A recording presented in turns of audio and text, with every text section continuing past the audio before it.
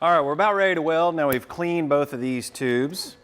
And you know, this aluminum really kind of sucks up the heat. We did some tests where you could weld over it. A lot of guys will do that.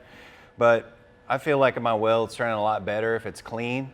So not only did we kind of grind the outside to get rid of some muck, we also took a rag, cleaned out the inside, because when they bend these tubes, they use a mandrel.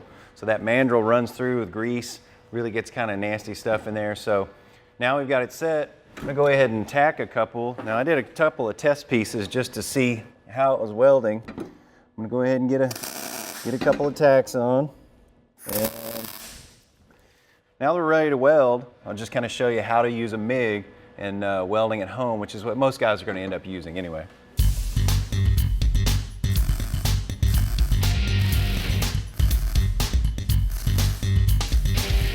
Now what I'm doing, I'm actually stitching this weld. You can weld it straight through, or you can make, you know, more of a consistent puddle type bead. But you know, I just feel like I get a more aesthetically pleasing weld if I just kind of do a stitch. So I'm stitching, looking for the back of the weld to hit half the puddle each time. So trying to make that nice and consistent. And you know, you just kind of pretend you're a robot, really move the torch around, keeping the same angle as you spin it around. Usually I'm doing about 1/4 of a tube at a time. So I start at one tack where I know I can't see it, spin it around about 1/4 tube, flip it over, and do it again.